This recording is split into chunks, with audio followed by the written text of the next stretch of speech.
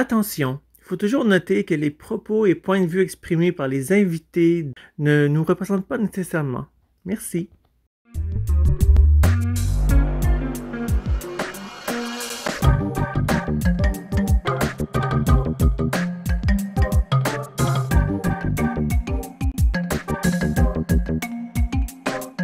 Bonjour à vous, ODF Note, ou simple curieuse ou curieux, étirez-vous, prenez un bon café, car maintenant c'est l'heure de Matin OVNI. Au sommaire de cette édition, dans le courrier des ODF Notes, c'est Rémi Fauchereau, président de l'association d'études des phénomènes aériens, membre du SAU et reporter ODF TV du département de l'Yonne, mais également Paola Harris, qui y répondent. Dans les informations importantes de cette édition, vous y retrouverez Jean-Jacques Jaillat, ufologue. La rubrique Culture OVNI OVI est animée cette fois-ci par Rémi Fauchereau, Hera du blog Area 51 et Gaëtan de l'API. Pour une fois, il n'y a pas une question, mais deux questions de l'édition posées à Bruno Botta, membre du GUI, groupe d'ufologues indépendants, mais également membre du SAU, d'OVNI Paris et reporter ODF TV Île-de-France, et à Luc Chastan, ufologue et webmaster du site Base OVNI France. Puis nous passerons à la deuxième partie de cette édition, Actu ODH ou Actualité OVNI OVI dans l'histoire, avec Gaëtan de l'API. Et nous terminerons par le dossier de cette édition, le deuxième épisode de la série Rétro DH, consacré aux 15 ans de l'émission Matin OVNI OVI. N'oubliez pas de vous abonner à la chaîne et d'activer la petite cloche.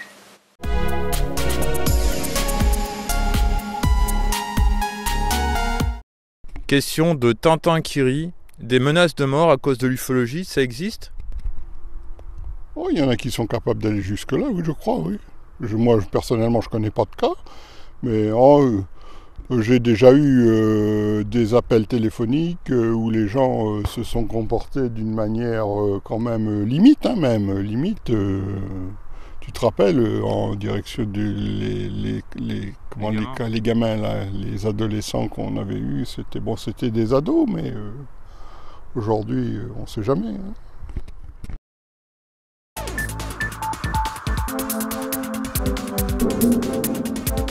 Paola a-t-elle déjà été témoin d'observations d'OVNI?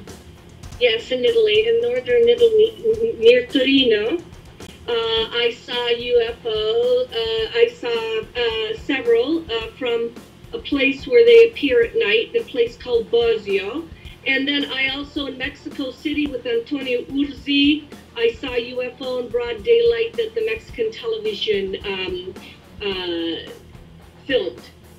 So in Mexico City with Antonio Urzi and in northern Italy, I saw them. Oui, donc Paola confirme avoir vu à deux reprises des ovnis. Une première fois en Italie, dans le nord de l'Italie, d'où elle est originaire, et aussi dans la ville de Mexico où cet ovni a pu être filmé notamment.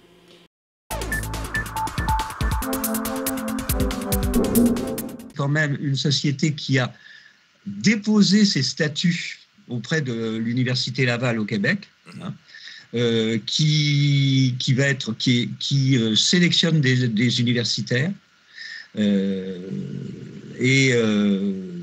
Alors je veux pas faire, ce n'est pas faire de l'élitisme, hein, simplement je pense que pour un problème aussi sérieux que l'ufologie, eh bien, il faut que les recherches soient au niveau du sérieux de ce problème, tout simplement. D'accord. Et c'est ce que je souhaite pour l'ufologie à venir. Ce à quoi je vais travailler au sein de cette nouvelle société transdisciplinaire. Transdisciplinaire, le terme est important. On a réfléchi assez longuement avec Yann et les autres participants à la société. Pluridisciplinaire, interdisciplinaire, transdisciplinaire, ça nous a paru à la majorité beaucoup plus riche encore, dans la mesure où on va faire intervenir des recherches qui ne vont pas se côtoyer, mais qui vont toutes s'enrichir les unes des autres. C'est-à-dire une recherche qui va traverser toutes ces disciplines. Et il y aura quand même dans cette société à la fois des psychologues, des philosophes, des scientifiques, chimistes et autres, ce qui permet de couvrir très largement et, j'espère très sérieusement, le problème OVNI, qui est un problème qui est très loin d'être résolu.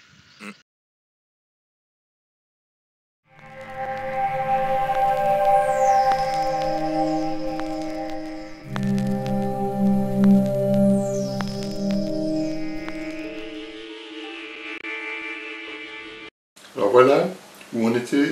Tu te rappelles, je t'ai dit regarde un magasin. Je t'ai dit regarde un magasin ce matin. Il y avait, tu sais, avec des grilles comme ça qui étaient remontées. Ben ça c'était. Ouais. Et voir que je te. Maxillo, celle-là, avec la soucoupe à Joigny. Prends plutôt celle-là. Non. Alors, ODH TV, je l'ai découvert il y a quelques années.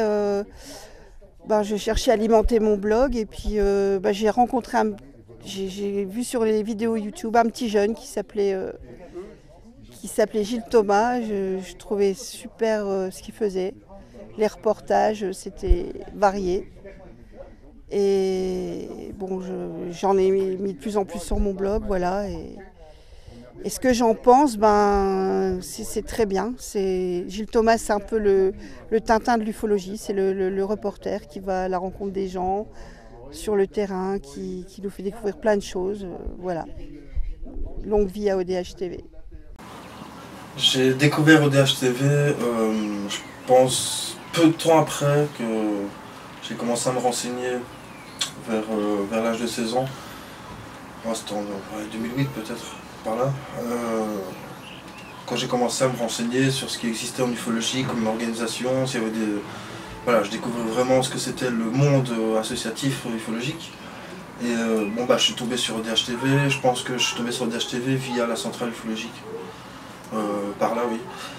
Et donc voilà, puis j'ai commencé à suivre un petit peu, et puis au fil du temps, ça m'a amené à collaborer avec ODH, voilà.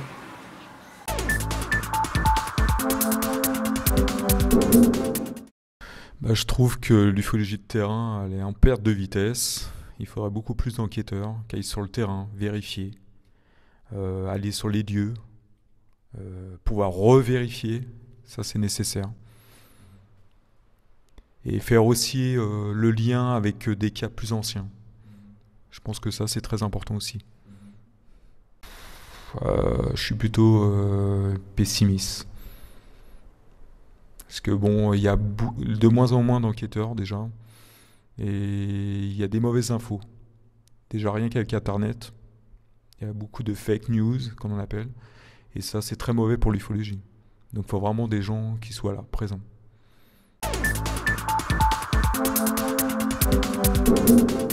Quel conseil aurais-tu pour les futurs ufologues ?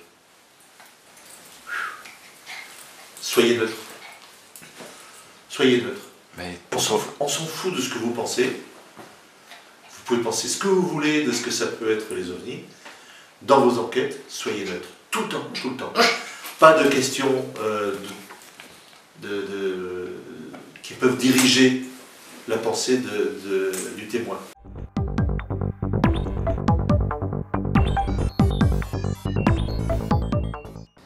Passons à présent à l'actualité des observations d'OVNI qu'il y a eu dans le monde dernièrement.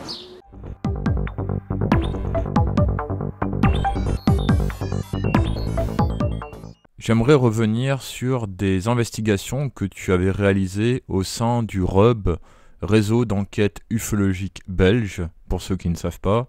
Où en es-tu dans les enquêtes autour de la forêt d'Ombré ? Oui, justement, donc il y a eu la fameuse pile électrique, donc c'est le secteur privilégié de ce phénomène qu'on a observé de manière régulière. Maintenant, le problème de cette colline, c'est que voilà, donc on a eu affaire En fait, il faut voir le contexte des lieux. C'est que tout récemment, donc ça ne date pas de l'époque du RUB, donc à cette époque-là, je ne le savais pas, c'est que tout récemment, grâce aux recherches aéronautiques que j'ai effectuées, j'ai pu comprendre que la direction dans laquelle se trouve cette colline est dans la direction où on a affaire à vraiment un couloir aérien, je dirais militaire. Donc en fait, la vallée est coupée par la centrale nucléaire, et donc il y a dans le plan de vol, je dirais un contournement, un grand contournement, et ce contournement en fait fait que les différents avions militaires qui rejoignent les bases comme Ramstein ou d'autres bases dans le sud de l'Allemagne et qui rejoignent des bases de l'OTAN, je dirais dans le nord de la Belgique, et passent automatiquement par là. Donc en fait, quand on regarde vers cette colline, ça dépend de la hauteur qu'on se trouve, mais on a vraiment une vue plongeante sur tout le secteur, ce secteur-là qui est vraiment un couloir aérien militaire. Donc du coup, il y a eu beaucoup d'observations, c'est vrai.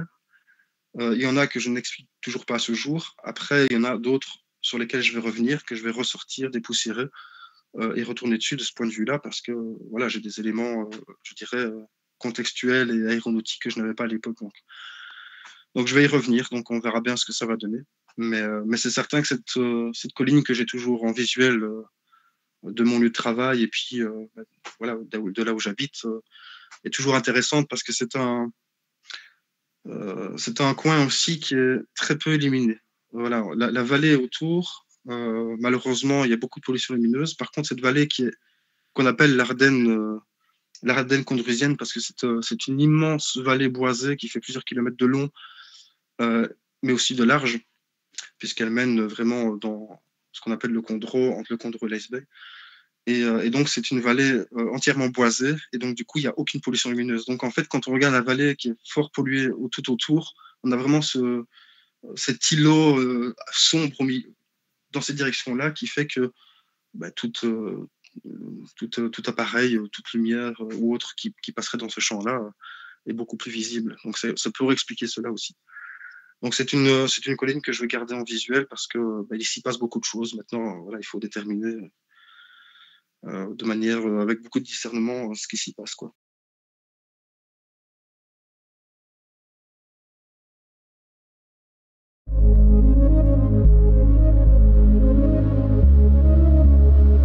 Les émissions Matin OVNI ou Matin OVNI OVI ont été créées il y a 15 ans en arrière, en mai 2007. Ces émissions au début étaient diffusées donc toujours le matin, mais tous les 3 jours. C'était des émissions principalement en audio avec diffusion d'images. Et souvent juste marqué Matin OVNI, comme vous pouvez le voir en image juste ici. Bref, dans ce dossier, par le biais d'interventions, d'ufologues, d'amis, nous allons retracer cette histoire de Matin OVNI OVI, les petites anecdotes d'émissions, et aussi demander à quelques-uns quand ils ont découvert la chaîne OVNI OVI dans l'histoire TV, autant dire ODH TV. Bref, un petit dossier qui ressemblerait à l'émission Rétro DH sur l'histoire du JT OVNI en France, dont le lien est affiché en dessous de cette vidéo. Je vais aussi également vous diffuser des séquences d'anciennes émissions. Vous verrez l'évolution par rapport à maintenant, ça c'est sûr.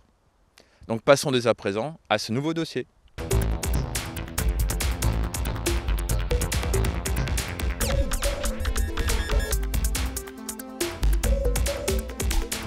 Je vais vous partager l'histoire de cette émission, donc Matin OVNI, d'une manière chronologique de 2007 à maintenant, donc c'est-à-dire en 2022, avec les différentes étapes et modifications de cette émission, les avis d'ufologues et d'abonnés d'ODH TV, en vous diffusant à chaque étape des extraits des émissions d'époque. Vous allez vous rendre compte que l'émission Matin OVNI OVI en 2022 est le résultat de la fusion entre plusieurs autres émissions qui étaient diffusées avant sur ODH TV. Quelques personnes ont rigolé sur le nom Matin OVNI pensant à un sketch des Inconnus. Mais bon, à l'époque, comme j'allais à l'université, ces émissions étaient envoyées le matin avant que je parte en cours, tout simplement. Et c'est vrai que c'est le problème de ces émissions, c'est qu'elles doivent toujours être diffusées le matin. Et elles sont toujours diffusées d'ailleurs le matin aux alentours d'1h à 5h du matin, quand c'est normal. D'ailleurs avant ce n'était pas comme ça. Voici un petit extrait le début de Matin OVNI. Bonjour, bienvenue dans Matin OVNI, nous sommes le 23 mai 2007. Mesdames, Messieurs, bonjour, nous sommes le 12 octobre 2007. Un nouveau jour se lève, ouvrez les yeux, étirez-vous et prenez un café. Car maintenant c'est l'heure de Matin OVNI. 2007 et les Matins OVNI, il y en avait au début 3 par semaine. Le lundi matin, le mercredi matin et le vendredi matin. Ces émissions étaient comme ce que sont actuellement les news ufologie, c'est-à-dire aucune vidéo, que de l'audio, avec un logo de Matin OVNI, comme vous voyez le logo qu'il y avait à l'époque, et donc juste en dessous, en sous-titre parfois, les différentes actualités qu'il y avait dans le monde, rangées comme maintenant, c'est-à-dire France, États-Unis, monde. En 2008, il y a eu un premier coup de peinture des émissions sur ODH TV. Ainsi, Matin OVNI est passé de l'audio à la vidéo. Par la suite, Matin OVNI, il y en a eu beaucoup moins. Il y en avait le lundi matin et le vendredi matin. C'était toujours la même chose, le même type. Voilà le logo qu'il y avait un peu plus tard. Sauf que là, c'était donc, il y avait marqué États-Unis, Angleterre, tous les pays du monde, plus en sous-titre toujours ce qu'il y avait comme observation. En 2009, il y a eu la fusion entre Matin OVNI et l'émission qui était diffusée à l'époque Météo OVNI, dont vous voyez le générique actuellement. Ainsi, ces émissions de Matin OVNI en 2009 diffusaient des cartes des observations d'OVNI dans un pays ou une région. En 2010, c'est l'arrivée du fond vert, avec les incrustations en vidéo ou même en 3D. Avant, les enregistrements étaient réalisés avec un fond blanc, et les incrustations, c'était pas trop ça pixelisait beaucoup, comme vous pouvez le voir en image. Et les enregistrements de ces émissions se faisaient aux alentours de 2h à 4h du matin, avec une simple webcam. Le fond vert a révolutionné pas mal de choses. Cela me permettait de faire des incrustations derrière, de montrer des cartes directement, d'en parler pendant la vidéo, ou même quand je faisais des incrustations 3D qui étaient plutôt au premier plan, cela permettait de donner une autre atmosphère à ces vidéos. Bienvenue dans Matin OVNI. Actualité OVNI internationale d'hier ou de ces derniers jours. C'est parti. Matin OVNI, bon c'est comme je viens de dire, que j'étais OVNI en France, j'ai déjà regardé avant aussi, depuis 2009, je sais plus exactement, ces dernières années j'ai regardé. Là où il y a le logo que vous voyez actuellement, c'est un fond vert, c'est une incrustation sur un fond vert. Avant de vous... Vous avez eu un parfait exemple avec l'édition de Matin OVNI de septembre 2012 avec l'utilisation du fond vert. Entre 2010 et 2016, il y a eu énormément de vidéos de Matin OVNI dans le monde partagées sur la chaîne YouTube ODH TV Archives. Il y a aussi des variantes comme par exemple l'émission Soir OVNI qui celle-ci était diffusée le soir. Bienvenue dans cette nouvelle édition de Soir OVNI. Mais bon, on est revenu par la suite à l'émission Matin OVNI qui, comme vous le savez, est diffusée le matin. Par la suite, comme il y a eu de nombreuses interviews avec des ufologues, des veilleurs sur le terrain, j'ai donc quitté le studio et donc le fond vert pour aller sur le terrain. Et il y a eu beaucoup d'émissions enregistrées dehors, avec les inconvénients, le vent, les motos qui passent, etc. Oh ça je me rappelle plus. J'ai découvert Matin OVNI en même temps que j'ai découvert ODH TV en gros, hein, bon, Orbital News j'ai découvert peut-être un peu plus tard, mais Matin OVNI j'ai découvert avec le JT OVNI. Tu sais quand tu présentais ça, quand tu faisais tes présentations, tu te rappelles la première fois qu'on s'est rencontrés à l'Assemblée Générale du Sceau. En 2012. En 2012. Je regardais déjà avant cette chaîne-là, parce que c'est Christian Borda qui me l'avait fait découvrir. Il m'avait fait découvrir. Et donc, suite à ça, on a échangé ensemble et tout ça. Mais c'est lui qui me l'avait fait découvrir, je me rappelle plus l'année exacte. Et c'est là que j'ai découvert tous les JT, les matins, etc. Tout ce qui était fait sur les chats, etc. Tout ce qui était fait sur la chaîne ODH TV. Ces émissions ont perduré dans le temps et elles font partie, excusez-moi, de l'histoire d'ODH TV. Matin OVNI OVI a énormément changé au fil du temps. C'était de l'audio, par la suite, c'était des vidéos avec des intervenants en Europe, mais aussi au Québec et aussi dans le monde. Comme vous l'avez remarqué, en première partie de cette édition spéciale 15 ans de Matin OVNI, il y a eu la diffusion d'anciennes interviews réalisées au cours de ces dernières années, rééditées pour l'occasion. Vous avez donc eu un aperçu de ce qu'était ODH TV dans ces années-là, de ce qu'était Matin OVNI OVI ou Matin OVNI dans le monde dans ces années-là. Bonjour, enfin bonsoir plutôt. Donc peux-tu nous dire un peu plus sur le pourquoi du comment, ce qui t'a poussé à faire cela? Alors voilà, j'explique en tout premier lieu, donc beaucoup de gens se sont demandé à chaque fois les problèmes qu'on avait sur essayer de faire comprendre à tout le monde un peu l'information sur le phénomène OVNI pour ceux qui ne connaissent pas. C'est vrai que du moins sur le mystère, sur le forum des mystères des OVNI, le site est très très grand et l'information est importante. Et donc on a été plusieurs à réfléchir à comment passer une information, un maximum d'informations à un minimum de lignes. Donc je me suis permis de créer en ayant principalement comme source bien sûr le mystère des OVNI, mais aussi d'autres sources sur d'autres sites pour pouvoir essayer de condenser toutes les informations les plus importantes au niveau du phénomène OVNI dans un petit doc d'une quinzaine de pages. Ces émissions ont vu passer énormément de personnes, des témoins, des ufologues, des ifologues, des usologues. Beaucoup de personnes sont intervenues dans ces émissions. Il y en a eu énormément.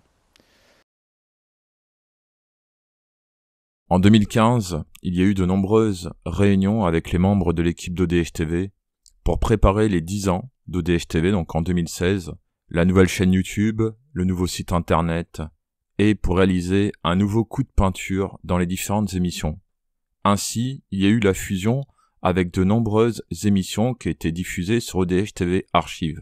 Matin OVNI, nouvelle version donc 2016, et la fusion entre les émissions UFOvision, Eurovni, Zeta Air News, Scoop OVNI, Culture OVNI, News Ufologie et OANI TV. Et ces noms d'émissions ne vous disent rien si vous connaissez ODH TV depuis peu. Alors, petite description de ces différentes émissions. UFOvision, c'était l'actualité des observations d'OVNI et ufologiques dans le monde. Eurovni, comme son nom l'indique, l'actualité des observations d'OVNI et de PAN et ufologiques en Europe. Zeta Air News, l'actualité des rencontres rapprochées du 3e type et du 4e type. Scoop OVNI, c'était des news récentes, des flash infos, on pourrait dire. Culture OVNI, l'actualité littéraire autour de l'ufologie, de l'usologie et de l'ifologie. Maintenant, c'est une rubrique dans Matin OVNI. News Ufologie, c'est un peu comme Scoop OVNI, c'était les news ufologiques récentes, comme des flash infos. Et OANI TV, tout simple, l'actualité des observations d'objets aquatiques non identifiés. Avant, ça s'appelait Actu USO ou USO News. Donc voilà, Matin OVNI que vous connaissez actuellement, c'est la fusion de toutes ces émissions qui étaient diffusées sur ODH TV Archive. Le constat, c'est qu'il y avait trop d'émissions partagées sur ODH. Matin OVNI version 2016, c'est aussi une équipe derrière, une équipe de reporters dissimulés en Europe et dans le monde, en Belgique, au Québec et ailleurs aussi. Maintenant, encore une fois, comme j'ai dit, j'étais venu en France, c'est pareil, Matin OVNI, là je suis dedans parce qu'avec la collaboration, fatalement, je regarde. Le but était, quand il y a eu les 10 ans d'ODH TV en 2016, c'est que Matin OVNI OVI soit la première émission diffusée dans le mois, c'est-à-dire le premier mardi du mois. Mais les choses de la vie ont fait que par la suite, c'était plus trop le cas. D'ailleurs, le JT OVNI, c'était le 3e jeudi du mois. Ça relie un peu JT OVNI en France, etc. Voilà, c'est à peu près dans le même format. Donc ça apporte en plus. Donc je dirais, pour éviter de m'éparpiller un peu, tout simplement que si on a un bon complément, quoi. Matin OVNI, JT OVNI en France, à la limite regardons les deux en même temps, comme ça c'est bien, on a un tout complet là. Bon, c'est pas mal, oui. De toute façon, que ce soit JT OVNI en France, Matin OVNI ou notre émission, de toute façon, pour moi, l'information est toujours bien transmise. Ça permet d'être tenu informé, de trouver des informations, avoir plus de connaissances en ufologie, ce genre de choses comme d'habitude. Hein. Donc c'est un peu, j'ai la même opinion pour toutes les émissions que tu fais. Ah ben moi j'ai toujours regardé Matin OVNI, le JT, ça c'est sûr. Et puis qu'est-ce que j'ai regardé? Et puis c'était le chat, hein. C'était le chat et puis Skype. Après ça s'est résumé à ça, au chat, et puis quand on était sur Skype, après on a fait une période où on était tous sur Skype, où tous les membres se réunissaient, etc. Toute l'équipe, quoi, pas les membres, toute l'équipe se réunissait pour échanger, etc. Mais vous me direz que les éditions de Matin OVNI en 2016 ne ressemblent plus trop à celles d'aujourd'hui. Effectivement, entre 2016 et 2020, il y a eu la disparition petit à petit des actualités d'observation d'OVNI ou de PAN dans le monde. Car il y a un constat à faire, il y a trop de recueils et peu d'enquêtes. Donc on n'arrive pas à faire la différence si c'est qu'un simple témoignage, un recueil d'observation, une enquête ou une contre-enquête. Matin OVNI OVI se veut être, donc comme j'ai dit, international. Ce qui est l'inverse du JT OVNI en France, qui se veut vous parler de l'ufologie en France métropolitaine et dans les dom-toms. Le dossier des Matins OVNI, ou Matin OVNI dans le monde, était consacré à l'étude des observations d'OVNI ou de PAN et de l'ufologie dans une province ou une région en Europe ou dans le monde. Ainsi, nous vous avons partagé les cas d'observation d'OVNI ou de PAN en Vallée Utoise, en Wallonie, dans la province de Ligurie et de Toscane en Italie, dans la région de la Catalogne ou au Pays Basque espagnol. Bref, il y a eu de nombreux dossiers. Par la suite, il y a eu des séries, comme la série Brouillage, que vous connaissez, la série Hypothèse, la série Culture OVNI, OVI, Ufologie populaire ou Ufopop, et bien sûr la série Histoire d'ODH TV ou Rétro DH, comme l'épisode d'aujourd'hui. En 2021, Matin OVNI a changé de nom et est devenu Matin OVNI OVI, chose que vous connaissez aujourd'hui. En parlant de nom, ça a changé de nombreuses fois. En 2007, c'était Matin OVNI. En 2016, c'était Matin OVNI dans le monde. Il y a eu le variant, Soir OVNI, puis redevenu Matin OVNI, et à présent c'est Matin OVNI OVI. Car à l'heure actuelle, on parle autant des OVNI et PAN que des OVI et méprises. D'ailleurs, tu es animateur de nombreuses rubriques. Tu participes au dossier Culture OVNI OVI sur l'ufologie populaire, l'ufologie pop, et bien d'autres choses, comme les auditeurs et auditrices le voient souvent. Qu'est-ce que tu penses de l'évolution de Matin OVNI OVI ? Pareil, même évolution que UFO, c'était nécessaire à la chaîne, hein, la chaîne ODH TV. Et puis des informations supplémentaires, des concepts différents, c'est sûr des nouveautés. Et c'est tout ça pour informer encore plus en détail, de manière plus complète, les ODH Notes. De 2022 à 2026 ? Déjà, en 2022, continuer et finir les différentes séries, que ce soit la série Brouillage, la série Hypothèse, la série Culture OVNI OVI Ufopop. Après, en 2023, continuer et finir la série Histoire des émissions d'ODH TV ou Rétro DH. Mais après, seul le futur le saura. Il y aura certainement d'autres modifications dans ces émissions, d'autres rubriques peut-être. Après, en 2026, pour les 20 ans d'ODH TV, pour le moment, il y a des choses, mais je peux pas en parler. Peut-être enregistrer un Matin OVNI en 360. Pourquoi pas ? Pourquoi pas ? Je sais pas, qu'est-ce que vous en pensez, vous autres ? Comment voyez-vous l'avenir de cette émission ? C'est à vous. Allez marquer un petit commentaire, ça me fera plaisir. On va sûrement, il y en a peut-être qui sont plus ou moins intéressants que d'autres, enfin, ou qui attachent plus, qui informent plus que d'autres, parce que on traite des sujets un peu différents.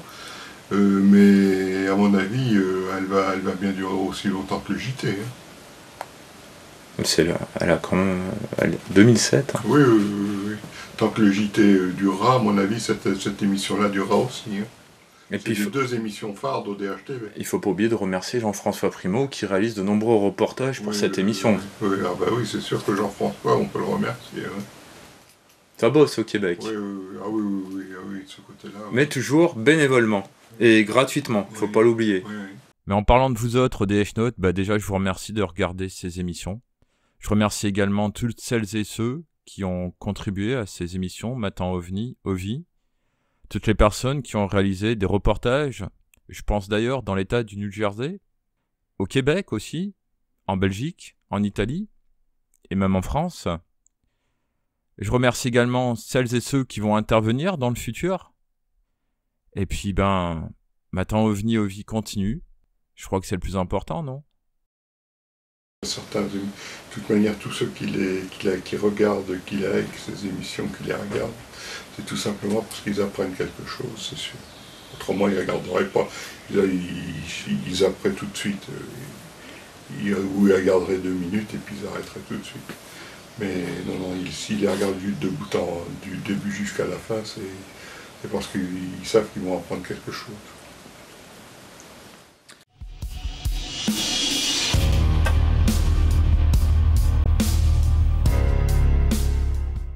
Eh non, chers ODH Notes, l'édition n'est pas encore finie. Je tenais juste à rajouter quelque chose.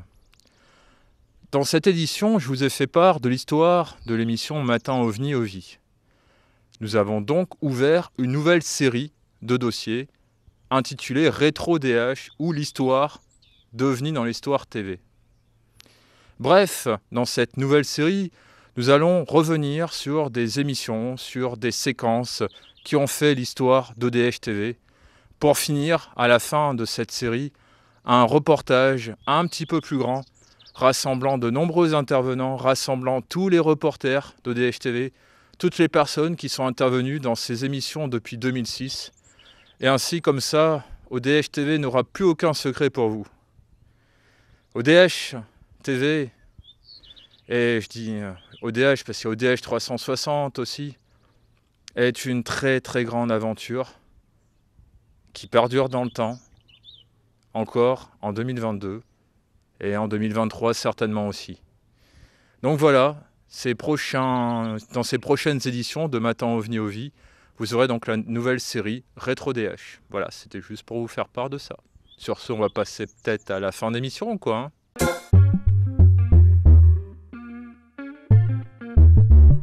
Voilà, c'est la fin de cette édition de Matin OVNI dans le monde. Soyez très vigilants, n'oubliez pas votre appareil photo numérique muni d'une bonnette à réseau de diffraction, la station météo et bien sûr un bon café, histoire de bien démarrer cette journée. Et à très bientôt sur ODH TV.